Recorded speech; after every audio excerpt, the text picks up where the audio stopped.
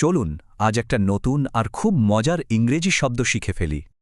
আচ্ছা, শব্দটা সহজে বোঝার জন্য চলুন প্রথমে একটা ঘটনা কল্পনা করি। এই হলো আমিন। আজ ওর একটা খুব জরুরি চাকরির ইন্টারভিউ আছে। কিন্তু ও কি পড়ল জানেন? ওর পছন্দের একটা রঙিন ফুটবল জার্সি। ভাবুন তো একবার, চাকরির ইন্টারভিউতে ফুটবল জার্সি, ব্যাপারটা একদমই বেমানান, তাই না? ইংরেজিতে কিন্তু ঠিক এই অবস্থাকে বোঝানোর জন্য একটা দারুণ শব্দ আছে, আর সেটা হলো ইনকংগ্রুয়াস। তো ইনকংগ্রুয়াস মানে হলো এমন কিছু যা বেমানান বা পারিপার্শ্বিকের সাথে একদমই খাপ খায় না। চলুন এবার দেখি শব্দটা বাক্যে কিভাবে ব্যবহার করা যায়। মানে বিজ্ঞাপনের রসিকতাটা পণ্যের সাথে এতটাই বেমানান ছিল যে দর্শকরা বিভ্রান্ত হয়ে গিয়েছিল। এটা তো একদম আমিনের গল্পের মতো। মিটিংয়ের জন্য ওর পোশাকটা একেবারেই উপযুক্ত ছিল না। এর মানে হলো নতুন প্রস্তাবটা কোম্পানির মূল নীতির সাথে একেবারেই খাপ খাচ্ছিল না। কিন্তু প্রশ্ন হলো, এই শব্দটা শিখে লাভ কি?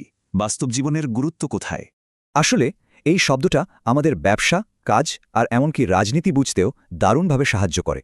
যেমন বিজনেসে বেমানান ব্র্যান্ডিং কাস্টমারদের কনফিউজড করে দিতে পারে।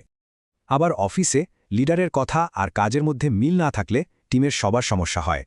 আর রাজনীতিতে পলিসিগুলো যদি দেওয়া কথার সাথে বেমানান হয়, মানুষ কিন্তু বিশ্বাস হারিয়ে ফেলে। এবার একটু ভাবুন তো, আমাদের চারপাশে এমন ইনকনগ্রুয়াস বা বেমানান জিনিস আর কি আছে?